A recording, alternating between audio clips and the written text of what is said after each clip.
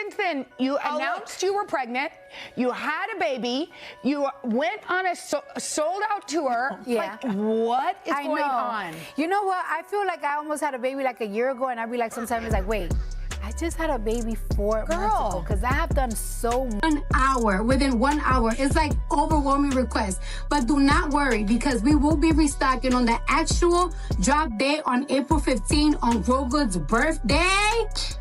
April 15 is Grow Good birthday. And this is why I be telling my family members and my friends, because they be like, oh my God, man, like, why you haven't given me one? Let me get some. Yo, me, myself, only have 1 shampoo bottle, 1 conditioner, 1 container of the mask, 1 bottle of serum, because it is so, the request is so overwhelming. I don't even have stuff for myself. So, fresh start, new angle, because this situation is getting louder than anyone expected. Cardi B is not the type to sit back and take losses. And right now she's stacking wins one after another in a way that's hard to ignore. She just opened pre-orders for her Grow Glam Good Beauty hair care line. And it sold out almost instantly, disappearing within minutes like it was never there. That level of demand has people paying very close attention, watching every move, and trying to figure out what she's going to do next. At the same time, there's extra noise online, with Stefon Diggs' mom appearing to throw subtle shade toward his other children's mothers. That adds even more tension and curiosity to everything happening right now, and keeps the conversation going across different audiences. Looking deeper into Cardi's current run, it's been non-stop momentum with no real breaks. Whether people support her or not, the results are speaking loudly on their own. She dropped her album Am I the Drama, and since then it's been a steady climb filled with recognition, certifications, streaming numbers, and major wins that continue to build on each other. Every move feels intentional, yet still true to who she is, which is part of why it connects so strongly with her audience. She knows how to stay visible without feeling forced, and that balance keeps working in her favor as her brand expands into different spaces.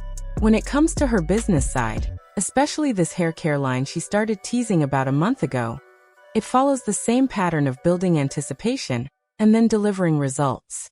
People have been watching her natural hair journey for years, seeing the struggles, trial and error, failed products, and routines that actually worked over time. You like some people are good with makeup, some people are good with hair. Like, you have to do like what you like. I'm good with fashion, and I'm good with doing hair. Yes, and good with music. And great with music. That long-term transparency built trust with her audience, so it shouldn't be surprising that people showed up ready to buy. Cardi B has spent years sharing her natural hair journey, and that consistency created a real connection. Still, some people are acting shocked that the demand is performing this well, as if it came out of nowhere. In reality, it has been building for a long time. Now that connection is turning into real sales, real attention, and a bigger spotlight on everything she touches, pushing her even further into a strong position in both music and business. There's also a new angle to consider, because the conversation around this launch has been messy from the very beginning, filled with strong opinions coming from all sides. It's still early, so nobody can fully judge how good the products really are yet, but that didn't stop people from forming loud opinions before anything even dropped. Critics were everywhere, breaking down the marketing, questioning the branding choices, and calling out the pricing as somehow too low to be taken seriously. Some even pushed things further, arguing that she shouldn't be stepping into hair care at all, because of who she is. That shifted the conversation into something deeper and more personal than just products on a shelf. It became less about the formulas and more about identity, credibility, and expectations. Here's where things take a turn though. She announced the pre-sale just a day before, locked in the drop for 8 a.m., and within minutes, everything was gone. Completely sold out across the board. No slow build-up, no hesitation, just instant movement. That kind of response quickly flips the narrative and quiets a lot of the early criticism, at least for now, because numbers like that are hard to argue with when they show up that fast. Speaking honestly, a lot of people were watching closely to see whether consumers would actually show up or just talk online. Clearly, they showed up in a big way. The demand hit fast, and from what people are saying, the hair mask was the first product to sell out, followed quickly by everything else. That detail matters because it shows people weren't just browsing or casually curious. They already knew what they wanted and moved quickly to get it. That kind of behavior points to real interest and built-up trust, not just hype floating around for a moment. It suggests a loyal audience that's willing to support when it counts. On a personal note, I managed to grab everything I wanted without any hassle, which honestly surprised me considering how fast things were moving. There was no long wait, no stress, just a smooth checkout, done before things could even get chaotic. I even secured the hair mask, which people are already calling the standout item based on how quickly it disappeared. That alone made it feel like I got in at the right time. Now I'm curious about everyone else's experience, because it clearly wasn't the same for everyone. Did you manage to place your order? Are you planning to try it once it restocks? Or are you choosing to sit this one out and watch how it plays out before spending anything? I had one of everything in my cart. The way y'all was snatching stuff, selling it out before I could even check out, my little heart was sad. I only ended up with 2 things, but then I went back and I was able to get something else. I don't know, I put another order through. I don't have any confirmation yet or anything, so I really don't know what I did, but dang, you go, girl. Now shifting gears, because this is where the energy really starts to change and things become more intense, there has been growing discussion surrounding Stefon Diggs' mother. From what people are saying, it seems like some tension has been building behind the scenes for quite some time. The word circulating is that one or more women connected to him have been testing her patience, and eventually, she reached a point where she decided she was no longer going to stay silent. At some point, Mama Diggs entered the comments section, and once that happened, the situation began gaining attention almost immediately. People started sharing screenshots, reacting in real time, and trying to piece together what exactly was unfolding. What may have initially seemed like a small moment quickly turned into something much larger. To fully understand how this gained traction so quickly, it helps to reset the scene. A page called Football Blazers shared a post that sparked a significant reaction. In the post, they mentioned that being labeled a league-wide mama's boy is wild, tying that idea to a joke made by Tom Brady about Commanders quarterback Jayden Daniels. Brady said, "I haven't seen Jayden on the field in 7 or 8 months. I'm just happy his mom let him play." That line alone got people talking. It triggered reactions, debates, and a wave of commentary that began flooding in almost immediately afterward. One fan took things even further, and their comments spread rapidly across multiple platforms. They echoed the same idea, saying that being known across the league as a mama's boy is diabolical. That specific phrasing seemed to push the conversation into viral territory. From there, the discussion evolved quickly. People began digging deeper into Jayden Daniels' relationship with his mother, analyzing how involved she is in his life and career. The debate shifted into whether that level of involvement should be seen as supportive or something more controlling. What started as a simple joke quickly transformed into something people were seriously analyzing from multiple angles. To understand why so many people were already engaged with this topic, it's important to look at what Jayden Daniels' mother has said publicly in the past. In a previous interview, she made it very clear that she keeps a close watch on everything surrounding her son. She said, "Some girl out here, she's got a Jayden Daniels wall, and her mama says, 'Hey honey, you're going to be the one to get him.' And I know that sounds crazy, but I guarantee there's someone who's trying to get their hooks into Jayden." That statement gave people a clearer understanding of how protective she is, and how she views the intentions of others around her son. It added important context, which is why the conversation escalated so quickly once it started trending. People weren't just reacting to a joke, they were connecting it to a broader narrative that had already been forming. That background made the next moment stand out even more. Under that same post, Mama Diggs stepped into the comments section and left a message that immediately caught people's attention. She wrote, "Stay on his neck. As soon as you let up." That line was interpreted in multiple ways. Some people saw it as advice, while others viewed it as a warning. The ambiguity of the statement is exactly what fueled further discussion. When you break down the wording, it doesn't feel random. Comes across as deliberate and pointed. There's also another layer to the conversation involving comments about people using a child as a way to sustain their lifestyle. That kind of statement carries a very specific tone, and naturally it led people to wonder who, if anyone, it might have been directed toward. Looking at the situation surrounding Stefon Diggs, there have been multiple children connected to his name in recent years.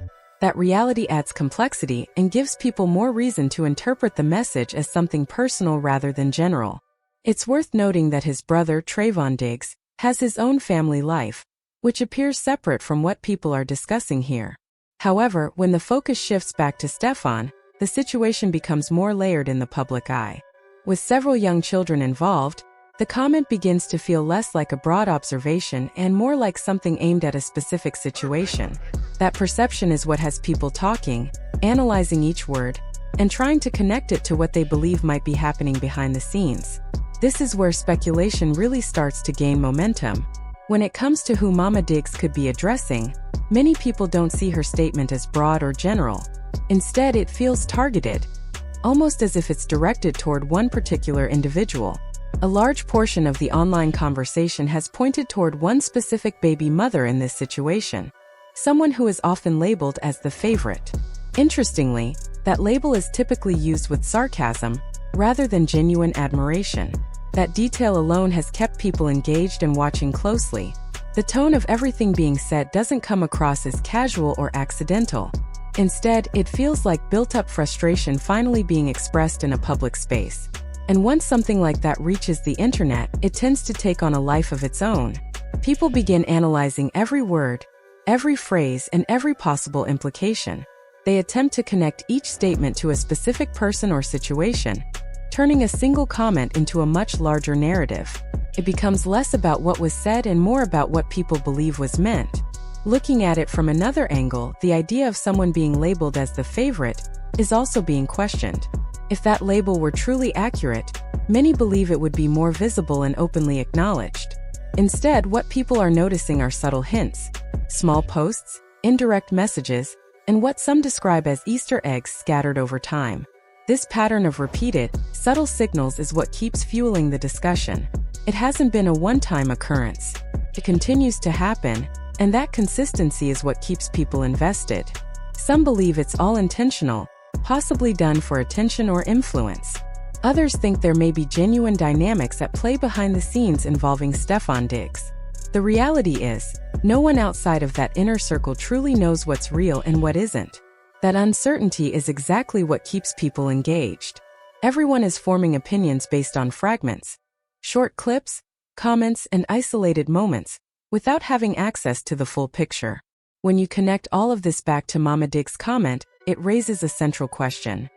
Was her message directed at a specific person, or was she simply offering support to another mother and reinforcing a certain mindset? That uncertainty leaves room for multiple interpretations, and that's why the conversation hasn't died down. This is also where opinions begin to split more clearly. Some people view the comment as direct and intentional, while others interpret it as general advice shared publicly without targeting anyone in particular. The same statement can carry completely different meanings depending on how someone chooses to view the situation. Because of that, debates continue.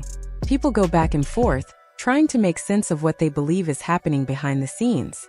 At this point, it's important to look at the situation from a broader perspective. This conversation isn't one-sided, and it shouldn't be treated that way. Accountability doesn't fall on just one group of people. At some point, responsibility also comes back to the family itself. Alyssa raised both Stefon and Trayvon Diggs. They are grown men now, which means their decisions, actions, and choices carry real responsibility, especially when those choices play out publicly and become part of a larger narrative. Yes, there are individuals who may see situations like this as opportunities and try to benefit from them. That's something that happens more often than people like to admit. However, these situations don't unfold without participation from both sides. They don't just appear out of nowhere. Decisions are being made in real time, and those decisions carry just as much weight as any perceived intentions behind them. That's the part that often gets overlooked when conversations become one-sided. This imbalance is also what keeps the topic so divisive.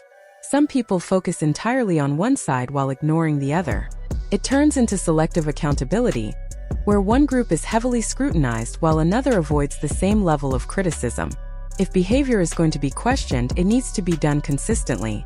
It shouldn't depend on personal bias or who someone chooses to support. That lack of balance is what keeps the debate going, because people aren't always looking at the full picture. At the end of the day, there's still a lot that remains unknown. Much of the conversation is built on assumptions, interpretations, and incomplete information. That's why discussions like this continue to evolve instead of settling. New reactions, posts, and perspectives keep adding fuel to the fire. And with that, the situation remains ongoing. Now, the real question is, what do you think? Is this a case of something being blown out of proportion? Or is there more happening beneath the surface than people realize? Let me know your thoughts.